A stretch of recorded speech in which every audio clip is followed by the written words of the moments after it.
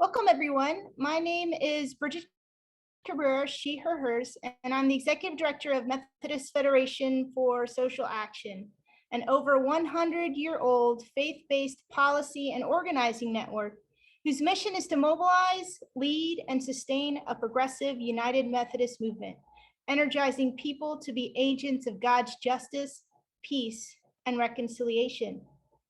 This is the second session of a series entitled Stealing the Earth, the Conquering of Indigenous Peoples, the Role of Christianity, and What Can Bring About Justice. We're so excited to be co-hosting this webinar series with our partners, the Native American International Caucus, NAIC, and United Methodists for Kairos Response, UMKR. Today is our second session where we'll be talking about the question, whose land? The doctrinal legitimization and theft of the people's land.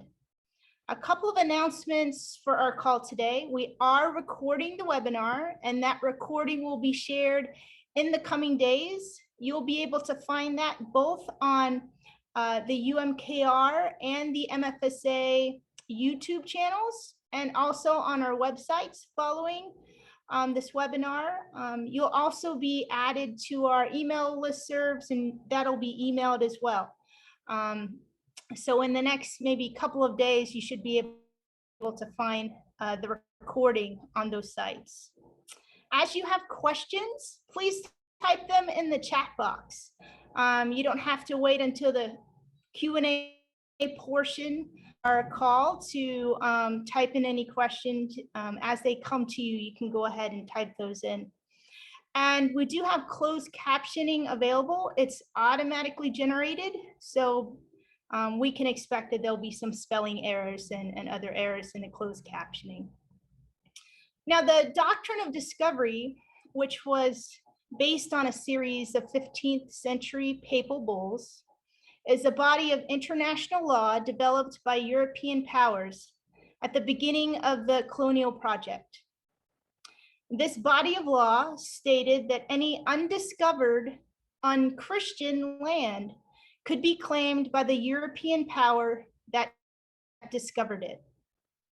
Now, this legal justification for the seizure and the ownership of lands was also used by the US government. On the basis of the Doctrine of Discovery, early Supreme Court rulings declared that discovery of new lands gave the US government title to the lands. Now, this ideology has justified the seizure of indigenous lands by arguing, maybe some sort of form of entitlement, whether that is secular, such as this land is empty or undeveloped, or the argument of the superiority of the colonizing power, or a religious argument, such as manifest destiny or a similar theological claim. Now, this ideology and rationalization for world conquest has had a devastating impact on indigenous peoples in every corner of the globe, and its dangerous legacy continues to inflict pain and destruction today.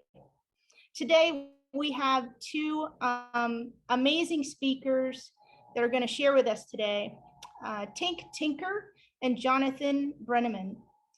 Our first speaker is Jonathan Brenneman, a Palestinian American Christian who grew up in the Great Lakes watershed of St. Mary's, Ohio. Jonathan was a frontline activist of Christian peacemaker teams, Palestine Project in Hebron al-Khalil from 2012 to 2014. After his time with CPT, he completed a master's at the University of Notre Dame's Kroc Institute for International Peace Studies. That program included a 6-month internship in Cape Town, South Africa, fighting for more just land policies. Jonathan was also the Israel-Palestine Partners and Peacemaking Coordinator for the Mennonite Church USA, where he facilitated the writing, passing, and implementation of the Seeking Peace in Israel and Palestine Resolution. Jonathan continues to work for Palestinian liberation through connecting the Palestinian decolonial struggle with those of other Indigenous peoples, and challenging theologies of domination. Now, Jonathan wasn't able to join us live today, but has graciously pre-recorded his remarks. And so we'll go ahead and hear from Jonathan.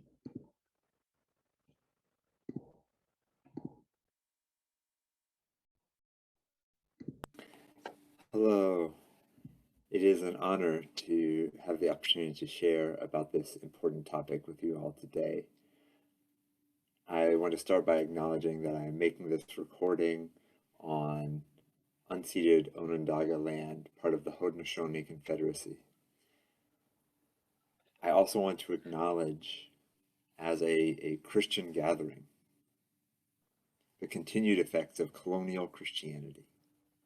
Colonial Christianity has taken many shapes, from the Crusades wreaking havoc on Jerusalem to the Doctrine of Discovery, enabling European land grabs worldwide. Colonial Christianity creates concepts like manifest destiny and Christian Zionism that have bolstered both U.S. and Israeli expansionism. Colonial Christianity is a brutal distortion of the life and teachings of that brown-skinned Palestinian Jew who we all claim to follow. He was born under military occupation over 2,000 years ago, and we now see the occupation of indigenous lands still in Palestine and in North America. May our gathering be part of undoing the harm done in the name of Christ. And so today we are going to focus more on the ways that the Doctrine of Discovery has enabled, inspired, and continued colonial Christianity.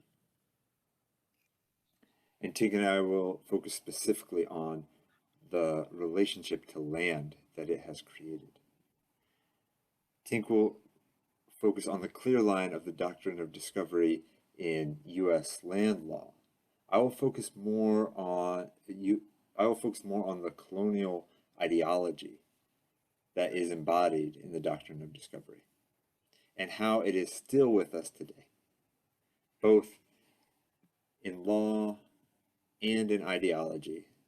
The Doctrine of Discovery not only dehumanizes indigenous people in North America, but around the world. So we will focus also on the decolonial struggle in Palestine and how it relates to the Doctrine of Discovery's influence on land.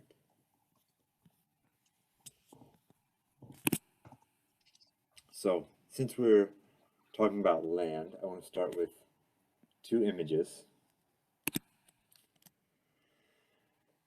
that show very clearly the way that the Doctrine of Discovery has influenced indigenous land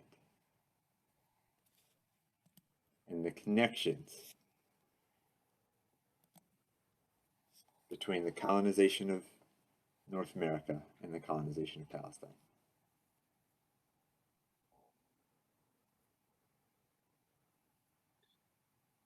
This colonization has been enabled by an ideology that says it's okay to take indigenous people's lands. And that ideology can clearly be drawn as originating from the Doctrine of Discovery. Here's one of the main documents that's part of kind of the conglomeration that has become known as the Doctrine of Discovery.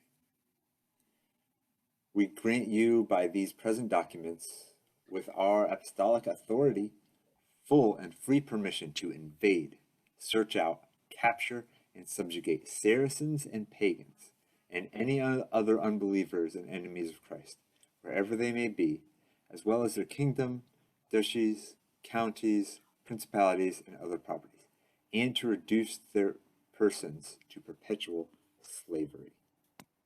In this document, we not only see the dehumanization of indigenous peoples, But notice, like Saracens, that was a derogatory term for members of Salah ad-Din's army, or Muslims. So you see the anti-Muslim and anti-Arab sentiments within the Doctrine of Discovery as well.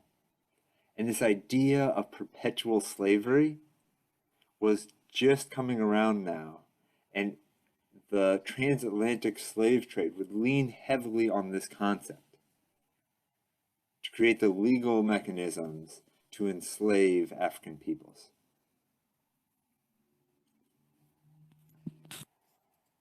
So now I want to focus on the ways that the colonial ideologies that this document shows were really played out in historic Palestine, particularly by the British Empire and then by the US supporting it as well. So Britain entered the scene in Palestine when it was at the height of its colonial expansion. And the popular Christian theology at the time was deeply tied to empire. With the same idea of the Doctrine of Discovery, they viewed themselves as Christian soldiers, enacting God's battle plan from the Bible into the modern era, or dispensation in their terms. And they believed that Jewish rule in Palestine was part of God's strategy for winning.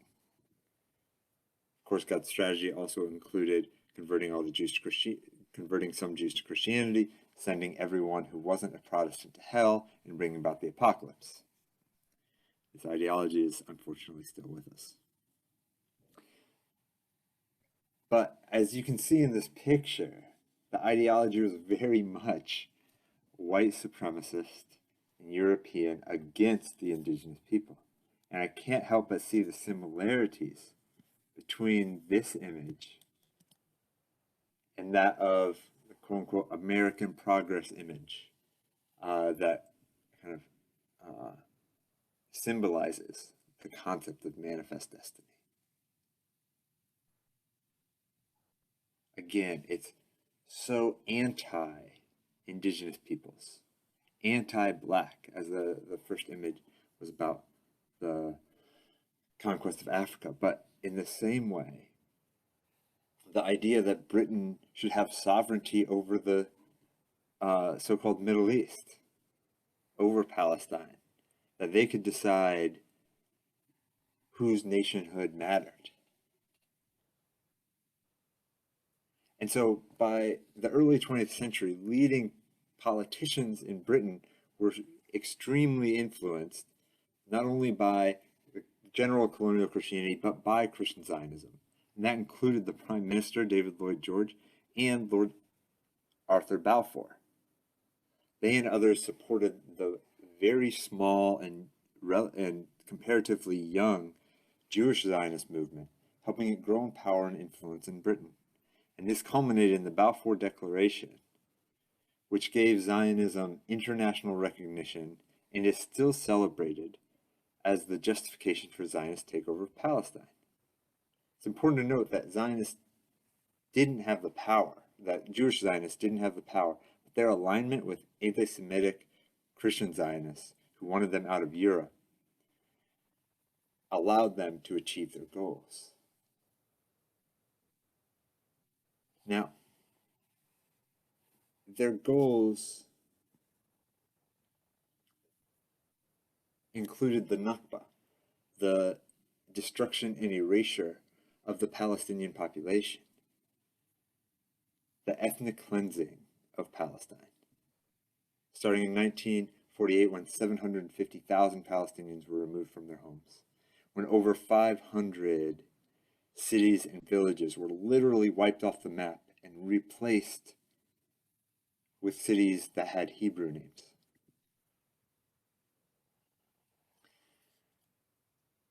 Now, one of the main rallying cries, specifically of the Christian Zionists, was a land without a people for a people without a land. This was first coined in 1843, 50 years before Theodor Herzl would start the Jewish Zionist movement. And it was coined by Reverend Alex Keith, famous restorationist or Christian Zionist. And this idea of a land without a people reflects the concept of the Doctrine of Discovery of terra nullius. Terra nullius literally means empty land. It's used to describe lands that Europeans had not, quote unquote, discovered yet. Lands that indigenous people lived on. A colleague of mine, Sarah Augustine, who's an indigenous Mennonite activist, has recently written a book called The Land is Not Empty. So this concept has not gone away. It is still very much in use. One of the leading Christian Zionist pastors, Pastor John Hagee, who's the founder of Christians United for Israel, in a documentary in the early 2000s, said, "There is no such thing as an autonomous Palestinian society. There is no Palestinian language. There is no Palestinian currency. There is no Palestinian pottery. It's all Arab. And before 1967, these people saying this land is ours lived in Syria. They lived in other Arab countries." Again, the erasure of the indigenous peoples from the land, claiming that the land is empty, is still there. There was also, just a few years ago, a member of the Israeli Knesset on the floor of the Israeli Knesset, their parliament, said that Palestinians didn't exist because there's no P in the Arabic language. And so why would there be a group calling themselves Palestinians? Of course, Palestine is the P there is more of an anglicized term for Palestine, which is what Palestinians call ourselves. But this idea that she was trying to find a logic to explain away Palestinians. Again, trying to claim that we did not exist as a people. Because in the ideology of the Doctrine of Discovery, the land is empty and there are no actual people there. Because this ideology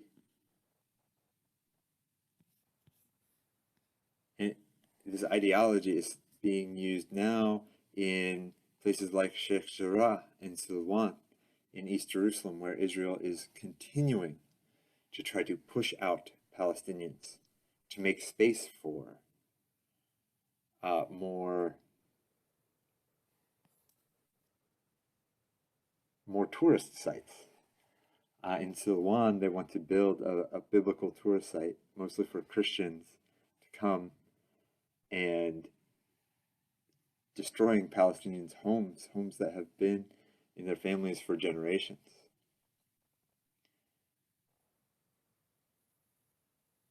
And of course, Palestinians continue to resist this, just as indigenous people in North America continue to resist the degradation and theft of their land.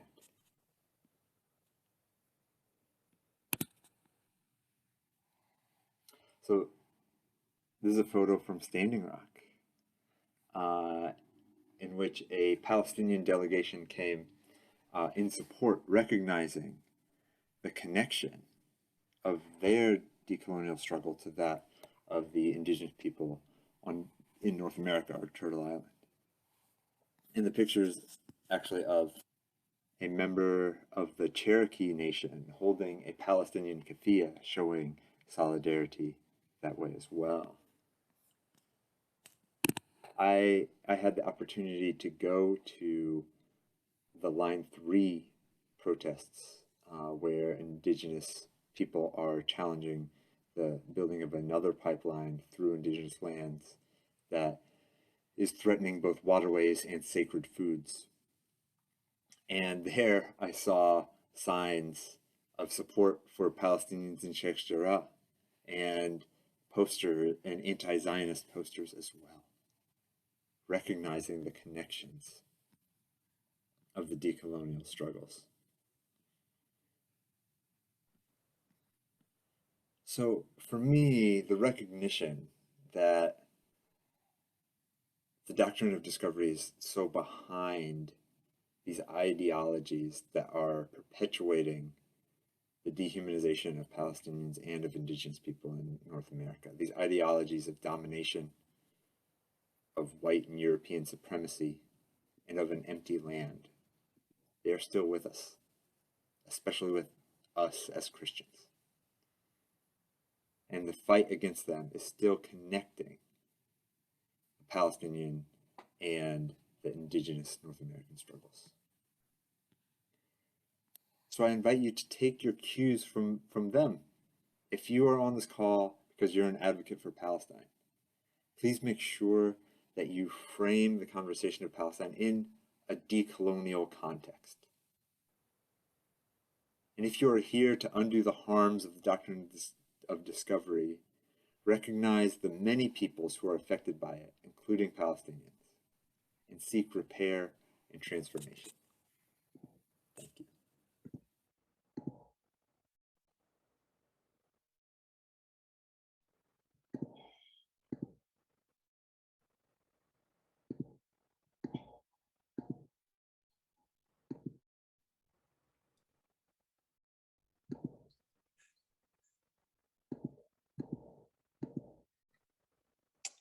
Our next speaker is Tink Tinker, a citizen of the Wasazi Nation. Tink is Emeritus Professor of American Indian Study at Iliff School of Theology and author. During his 33 years at Iliff, Dr. Tinker brought a distinctly Indian perspective to a predominantly white Euro-Christian school and continues to do so in lectures across the continent. As an Indian academic, Tinker is committed to a scholarly endeavor that takes seriously both the liberation of Indian peoples and their historic oppression as colonized communities and the liberation of white Americans, the historic colonizers and oppressors of Indian peoples, whose own history has been largely suppressed. For nearly 3 decades, he volunteered both administratively and as a traditional spiritual leader at Four Winds American Indian Council in Denver, and has worked closely with the American Indian Movement of Colorado. Please welcome Tink. Yeah. Thank you, Bridget. Wita wadonde kiretani. Hombadali, good day, my relatives. It's really good to be with you and to be able to talk a little bit about Indian people, the doctrine of discovery, Indian lands, and how those lands have been so tragically cut up and commodified. I want to begin by calling in the energies from above, Wakonda Monchita, and from below, Wakonda Utseta, and the Waragi from the four directions, Tatsi Topa Wakondaki, Rende we akno Witsekwe, Skikwe, we Awachi, Witsekwe, Dongyo. Come to us and be with us through the next hour or so while we're talking with one another, touch our hearts and our minds, our ears, and our tongues. This all began, as Bridget said at the beginning, in 1493, with a strange document that came out of the Vatican from one of their top lawyers. His name was Rodrigo Borgia. He went by the pseudonym of Alexander and the title of Pope Alexander, and I think sometimes the number 6 was attached to that. But basically, he was a lawyer, much more so than a spiritual man. But his law has created untold evil across the globe. So that the first colonizers who invaded this hemisphere began to turn our grandmother, the earth, into something else. Before they dealt with the indigenous people here, they baptized the land, not with water, but with a different kind of a rite, this rite of the doctrine of discovery, the rite of discovery, and converted the land from being this important relative of ours, this grandmother, to private property.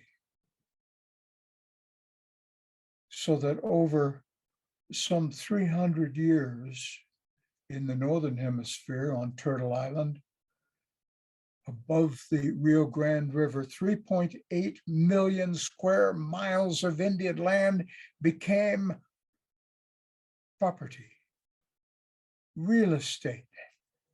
And it was done legally and theologically.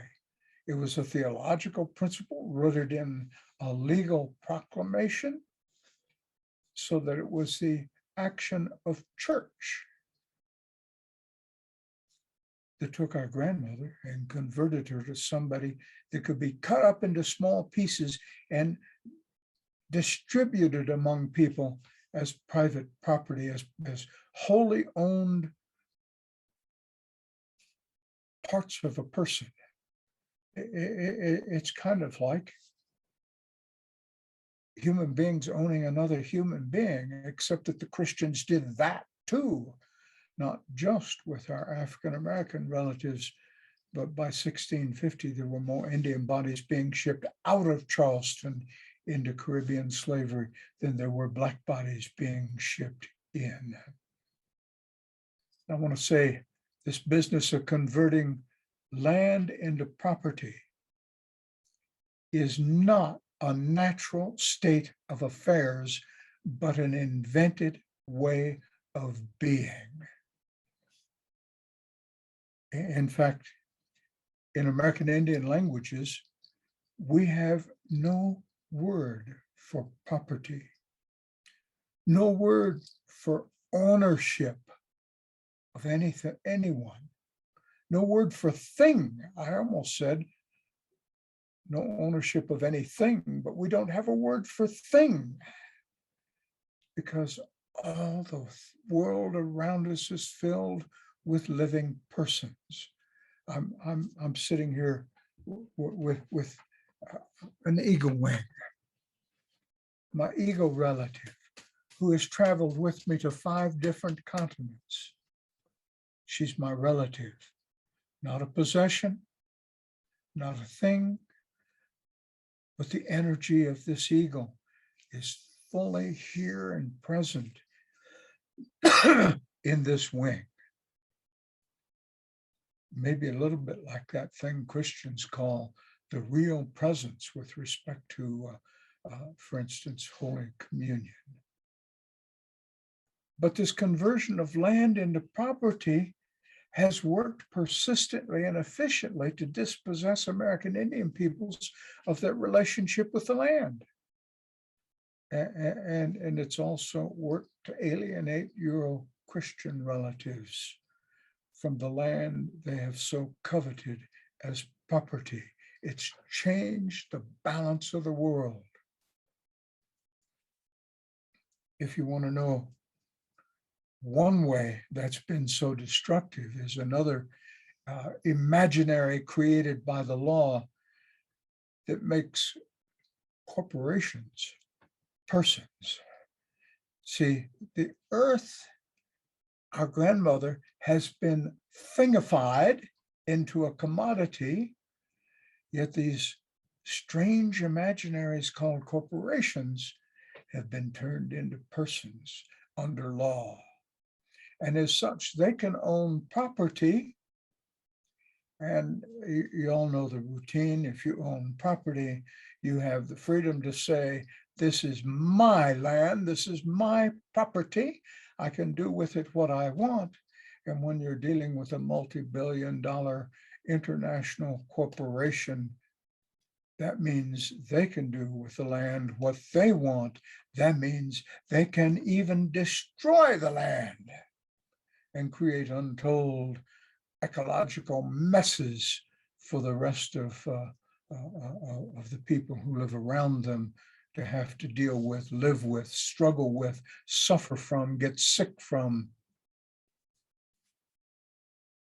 So in the Indian world, we're dealing with, places like Oak Flats in Arizona, where the biggest mining corporations in the world, Rio Tinto Zinc from Australia, owns something called Resolution Copper, who have become heirs to a piece of property the United States government gave them, which is a sacred mountain to the San Carlos Apache, and they intend to blow up that mountain, completely cave it in order to remove $113 billion worth of copper ores from beneath that mountain, leaving behind where the mountain had been a huge, unusable, dangerous crater where nobody can even you can't even create trails because there's a possibility of a further caving in at any point. That's what we're dealing with, the thingification of our grandfather, our grandmother, so that land back, which you hear across Turtle Island these days, Indian people in Canada, Indian people in the United States, more and more even in Mexico and further south, natives are crying out, land back.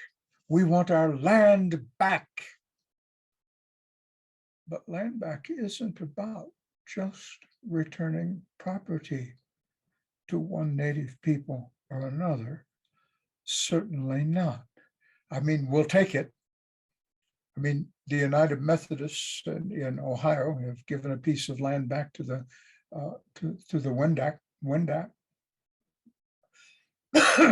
and another United Methodist group in Oregon has given a piece of land back, property, to the Nez Perce. And those nations are glad to get those pieces of traditional land back under their care. But land back isn't just about returning property to native peoples, as some people say, the original owners. No, we don't have a word for owner. Rather, land back is about restoring relationship, something very different, to very foreign to the Euro-Christian mind and worldview. It's like my ego fan is not a thing, is not my property, but is, a close relative who travels with me. The land too, we want relationship, not property. We want to be able to respect grandmother again as a person who generates all of life for all of us and not merely a thing. So land back is, in a sense, about decolonizing private property, decolonizing the language of Euro-Christian people and their worldview, decolonizing the world that we have learned to live in so easily, decolonizing our use of English and remembering that where those words exist in our Indian languages, they were invented by the missionaries and not by us. Relationship is about the relationship. Land back is about the relationship that we have with all of life, with the earth itself. That's the only way we're going to bring balance back into the world. It's about restoring more than just that relationship with the land. It's a a cipher really for restoring our cultures, restoring our native worldview, and all that that entails, restoring our languages. Now, land back means renewing our relationships with water and sky. You see, all these things have been commodified. Nestle Corporation and Dakota Access Pipeline intend to treat water now as just another commodity, to propertyize water. And Dakota Access Pipeline can tunnel under Lake Oahe because they got the property rights to that land. They say Standing Rock Lakota peoples no longer own that land, even though it's unceded treaty land. They own the land and they can do with it what they want. Nestle Corporation says water's just another commodity and they can buy up water rights around reservations across the northern tier of the US and in Canada and bleed those reservations dry of drinking water in order to satisfy the world's need, the elite's need for having bottled water, in shops wherever they live in comfort. See, water just becomes another propertyized commodity then. And even air, eventually we fear, is going to become that kind of a commodity. And I don't know about where you all live, but here in Denver, there was a rage 10 years ago of something called oxygen bars, where you could stop in and get a hit of oxygen to clear your mind a little bit for a fee. Weird stuff, we're suddenly going to make all of that a commodity. And we may have to, because as the environmental destruction continues, our air becomes more and more dangerous to breathe. So that here in Denver, because of the quality of the air in Denver, in the West, on the plains, by the mountains, we have so been inundated with forest fire smoke from California and Oregon that we've had to install air filtration systems in our homes just to be able to breathe. And in midsummer had to wear masks to go outside of our home. You see, commodifying air is just the next logical step in this weird worldview that began by turning our land into property.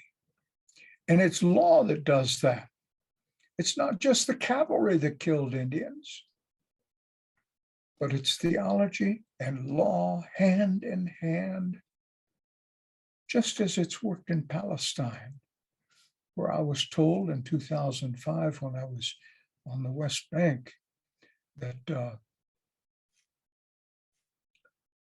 state of Israel has created laws that reserve all the water in the Jordan River to Israeli use and not to Palestinian use.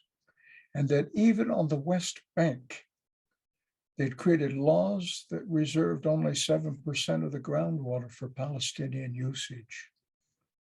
In other words, Israelis tend to not just starve Palestinians, but ultimately drive them off through lack of water in a land that's already pretty arid. Well, we need to decolonize more than just Turtle Island.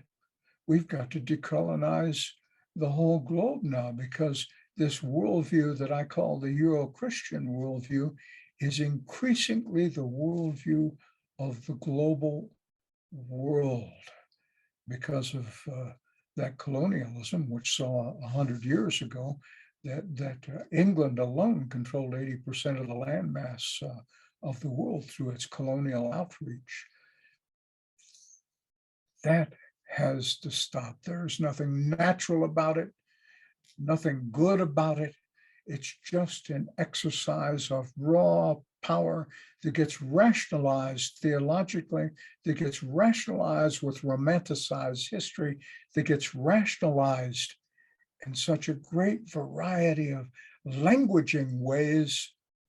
So we've got to decolonize our language so that we can have our relationship with the earth back and bring harmony and balance back in for all of us, not just for Indigenous people or Palestinians, but even for our Euro-Christian relatives. I'll stop here. I look forward to continuing the conversation in the Q&A. Kakuna.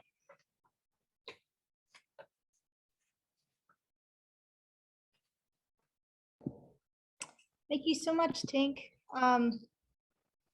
Now we have an opportunity to be in conversation with our speakers. So I invite you to enter any questions that you might have into the chat. And I think, there we go. I just made that access there.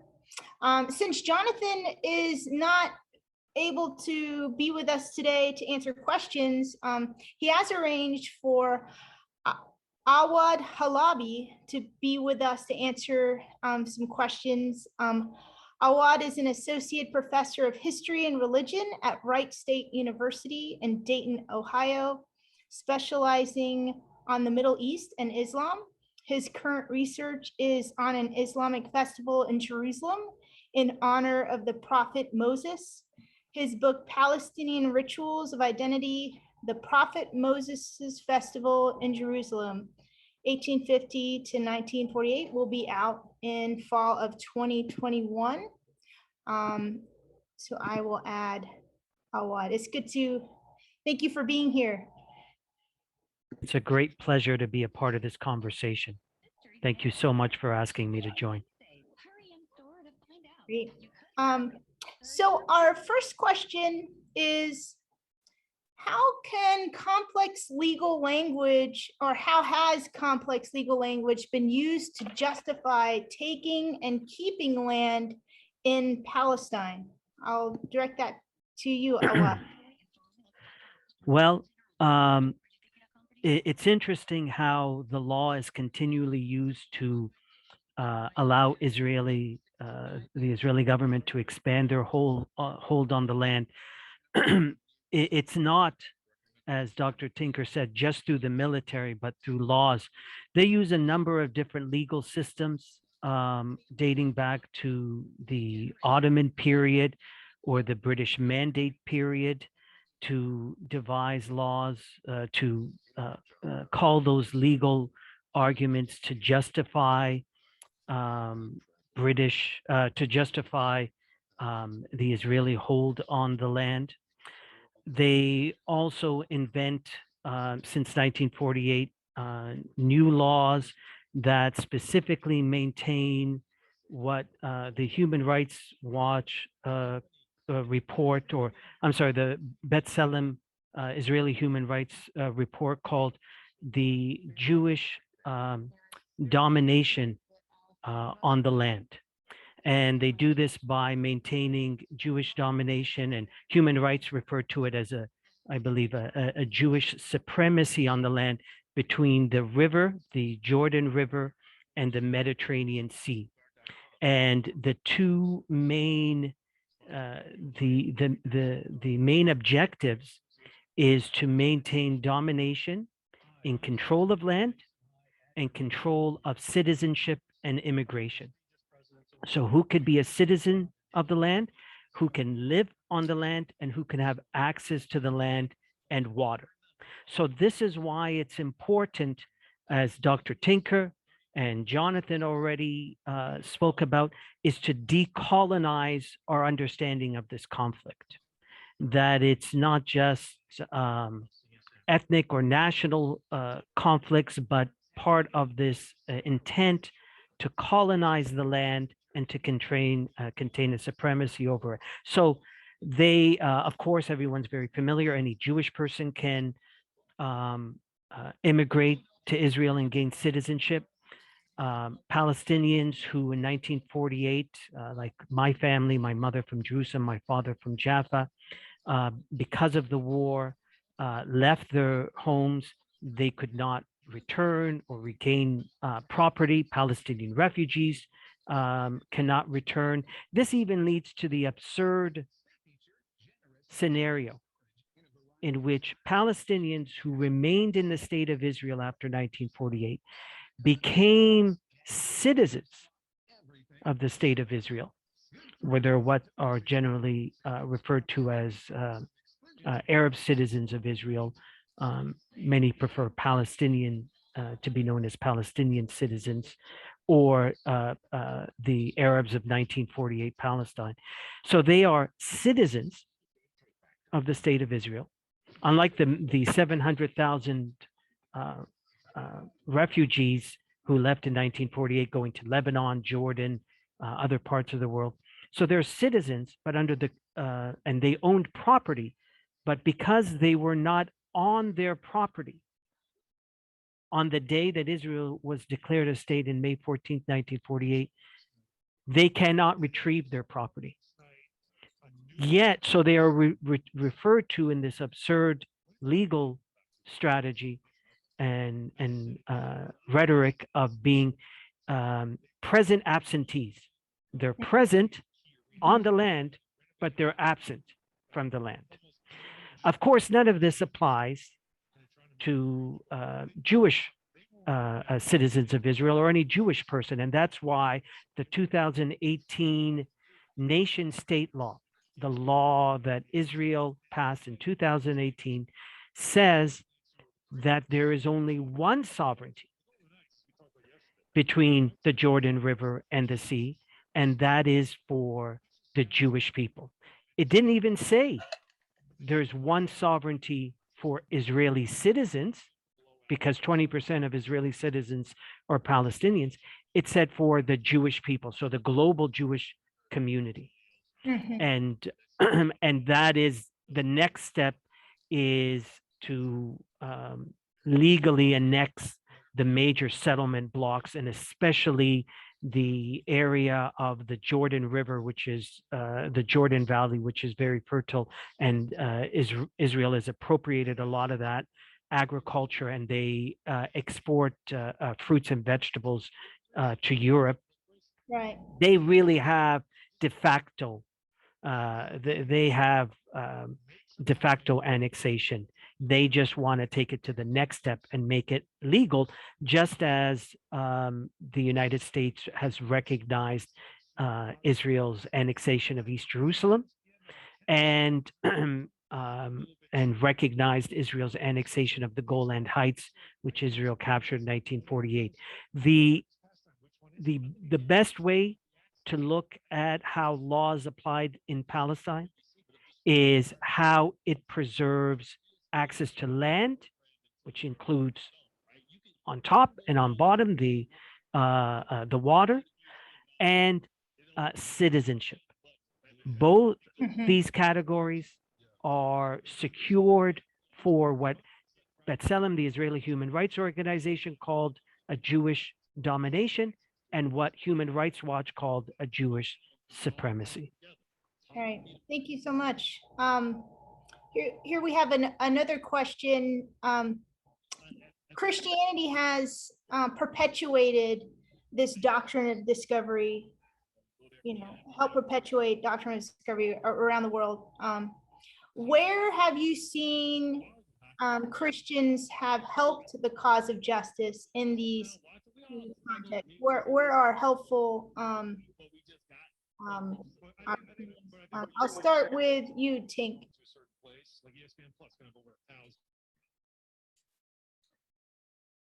That's a tough question. And it's tough for two reasons. One is the Euro-Christian worldview and Euro-Christian languages are automatically crafted to be colonizing, so that even our allies constantly misspeak themselves. We were investigating John Evans, the territorial governor in 1864, and the founder of the University of Denver in 1864, and his culpability for the Sand Creek Massacre that year, a Methodist layman, by the way, a very fine Methodist layman, who is deeply involved in the Sand Creek Massacre and setting it up. And it was DU faculty who created, self-selecting, who created this investigative committee. So I'm surrounded by faculty allies who want to name Governor Evans' culpability in the massacre. And yet they continued to divide Indians into two worlds, into two groups in 1864, using John Evans' own categories of friendlies and hostiles. And I had to stop them and say, what in the world are you talking about? Who are these hostile Indians? Are you saying because you're a Christian that these Indians had absolutely no right to defend their homes? Because that's who the hostiles were. They were defending their homes. They were Cheyenne and Arapaho patriots. So you see how easily they fall into that. Now, at the same time, the truth is, there aren't enough Indians to press our cause alone on this land. We've been inundated by the colonizers' invasion. We absolutely need colonizer allies in the cause of decolonizing. But they've got to be Christians and Euro-Christians, not just Christians, who are committed to de-romanticizing their own history, decolonizing their own history and their own use of language. There's no other way around it. That's hard work. And there's no easy ride. Kakuna. Thank you. I would also share the same question with you. And also we've had another question that just came in. Al Jazeera had just had a story about how Gaza's water is slowly poisoning Palestinians. The question is, what steps can we take to return water rights to Indigenous people? So if you want to comment on that and where Christians have helped in justice in the Palestinian conflict. In terms of, I'll take the Christian one first, and then if I forget, you can remind me. I don't know if you've heard any music in the background. I think someone said there might have been, but I've closed all my programs. Of course, like the situation here in the Western Hemisphere and what has happened to Indigenous people, Christianity has been the theological, ideological thrust to justify colonization and appropriation of land and displacement. And in Palestine, in the French in Algeria, they celebrated a major missionary conference in the 1930s and calling for Muslims and Jewish Algerians to convert, and in other parts of Africa and other parts of the world. So this is all very familiar to so many of the people listening. Recently, there's been increasing, and it's kind of recent, and some of your the viewers, like Reverend Wagner and someone you've had on your webinar before, who has joined us today, Jonathan Katab, have made an effort to reach out to Christian communities to challenge the specific theological justifications for what for Zionism and for a Christian and Jewish control of the land, and which is the struggle of confronting Christian Zionism, the theological belief that Jonathan referred to in the seminar, that claims that the Holy Land is property given to the Jewish people, and they have every right to exercise sovereignty over it, with the non-Jewish people being 80% in World War I were Muslim, 10% were Christian Arab, 10% were mostly Jewish Arabs. That those people don't matter. And even though there were even Jewish Arabs who were against Zionism. So they have started, there's been a number of people and movements who have challenged Christian Zionism. And this goes back again to decolonizing our mentality of theology, and not seeing scripture as through the lens of an ethnic labels, and as if Christ's message is just delivered to one people, or Christ's message means less to another people. And so in order to raise this Christian solidarity, I think that Christian Zionism has to be challenged in churches. It is, even for people who don't identify as Christian Zionists, will identify with the very Sunday school biblical story that the Jewish people have a right to return. It's their homeland. And it varies in degrees in this narrative of no one was there, or the people were there were just Bedouin, or they're not truly from there. And so they don't matter. They don't matter. And whatever Christ taught you, it also you don't really have to apply it in this situation. And this is why even the Israeli ambassador recently said, the Israeli ambassador to Israel, I'm sorry, the former Israeli ambassador, Ron Denmer, I may get that name incorrect.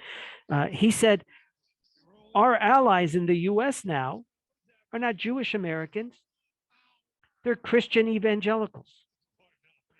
There's more Christian evangelicals than there are American Jews, and they care more about Israel than many American Jews. There is a number of polls recently that have talked about how almost a quarter of Jewish Americans feel comfortable with the term apartheid, or 20 to 25% feel comfortable with the term of racist to designate Israel.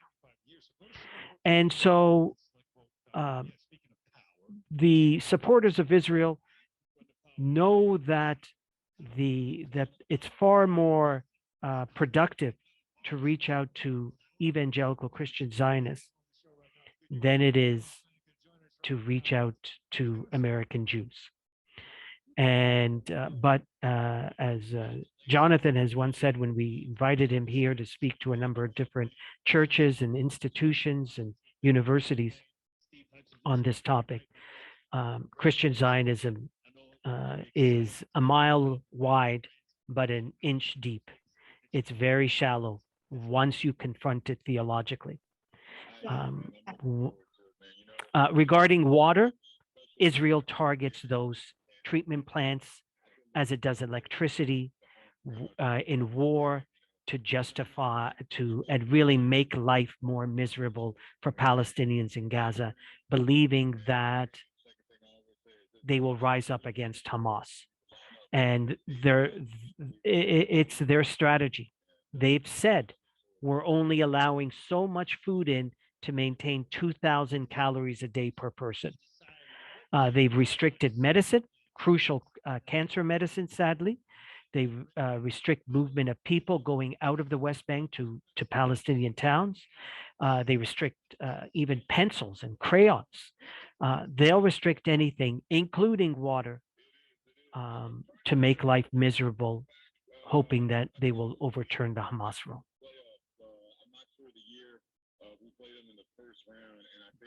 Thank you. We are running out of time. I'm going to try to squeeze one more question in so folks can bear with us. With so much fear at work in the world already, I can only imagine that the idea of decolonization will only add to that fear. I guess this is a two-part question. One, how do we deal with that? And are there any practical actions that you might recommend that folks can take as a first step to towards this work? Tink, let's start with you. This is not something that's going to happen overnight. And I understand that there's more comfort with the devil you know than one you don't know. But what we do know is the current Euro-Christian worldview is destroying the world we live in, that in another 100 years, it may not be habitable for human beings at all. As an American Indian, I'm almost comfortable with that because my relationship with grandmother, the earth, is such that I know that grandmother will survive and will replenish herself once this human virus is gone. once we're all history. And my elders have said that to me from the time I was quite young about environmental concerns, environmental justice. Let me go back to this. Decolonizing is going to take some time. We can't do it overnight. I'm struggling every day to decolonize my use of English. I'm trying more and more not to use the word it because we don't have that word in Osage, the neuter. Because every living entity has its own personhood. That's not the Euro-Christian way of looking at the world around us. We look at, squash and beans and corn we've planted in our gardens as commodities, foodstuffs that we're going to eat. For Indians, those are the three sisters. They're the mother of all of life. And we relate to them as persons and use their fruits very carefully and respectfully. But it's going to take a long time to get our Euro-Christian relatives to buy into that. And if I'm having trouble with my use of language, then y'all are going to have a whole lot longer to do that than American Indians have. One rule of thumb that we Indians know from recovery therapy, addictions recovery, is that it will take as long to recover from an addiction as one struggled under the addiction. So if you were an alcoholic or a drug addict for 20 years or 25 years, getting clean is going to take another 20 or 25 years before you can reclaim health. And they say emotional health stops at age 13. If you start drinking at age 13, I suspect that works in this process of decolonizing too.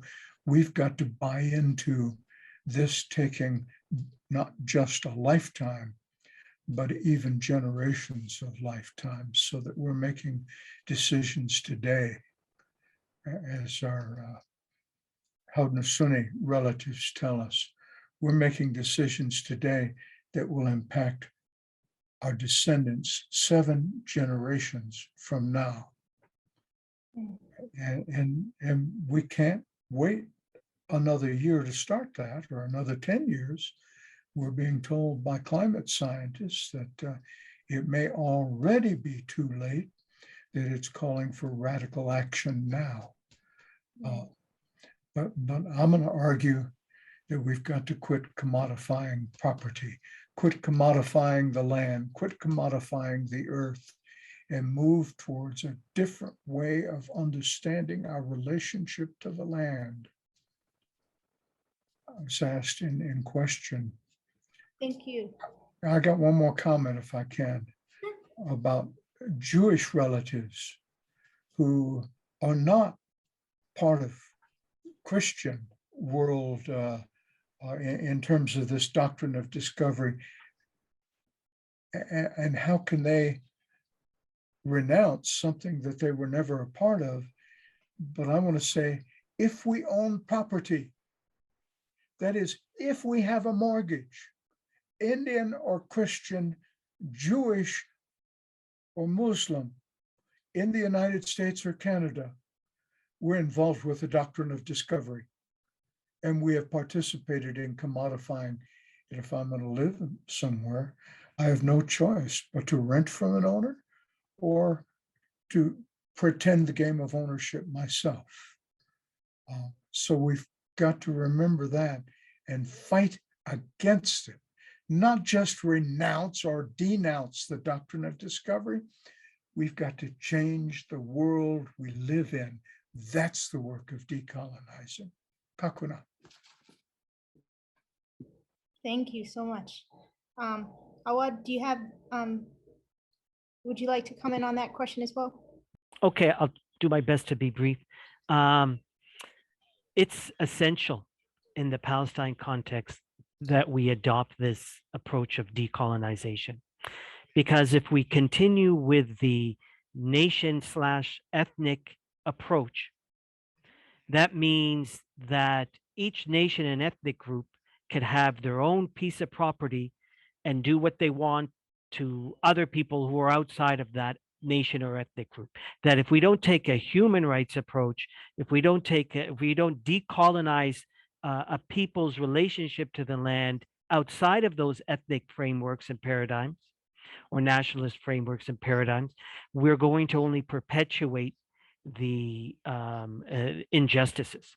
So for many decades, the standard approach to resolve this conflict was the two-state solution, that Israel would have its Jewish state and Palestinians can have their state in the West Bank and Gaza and maybe East Jerusalem. So, and what that meant is, as long as Israel could have its Jewish state, that's the success. That's the goal. And what that means is, what that entails, though, is that the existing Arab Palestinian population in Israel have to be subject to fewer laws. The cities they live in can't expand. There have been 800 new settlements, villages, towns, cities dedicated to Jewish residents of Israel. There hasn't been one new one made since 1948. There have been hundreds of schools and new hospitals opened up in Jewish communities, not one in a predominantly Arab Palestinian community. Citizenship, connection to the land, connection to the water is all still defined according to that nationalist ethnic paradigm. Palestinians who own property and lived and are now outside of historic Palestine because of they were made refugees can't return. So the colonial framework preserves those ethnic divisions, but it doesn't mean it brings justice. It doesn't mean that a human being growing up can live their life without being labeled a certain ethnic group and have rights and laws subject to them that are based on their ethnicity. So decolonizing our approach to Palestine is essential. Thank you. Thank you so much. Now, we haven't been able to get to every single question, but we will try to get to some more of these. If there are some more questions, we'll try to send them on to get them answered. I do hope everyone on this call will be able to join us for our third session in our series. It's on December 8th at 1 p.m. Eastern Time. We'll be talking about the pervasive and self-perpetuating nature of the doctrine of discovery and the continuous falsifying of narratives and the impact of that. I invite you to invite others if you've enjoyed this conversation and you want to invite others in your community, in your congregation, in your denomination to be a part of this conversation. This webinar series occurs on the second Wednesday at 1 p.m. Eastern every other month. I will put the link in the chat so that everyone can see that. And also, if you're interested, MFSA also does a webinar series with United Methodists for Kairos Response. We have a webinar coming up next month, and that information will also be on the chat. So I hope you will join us. Thank you so much for joining us today.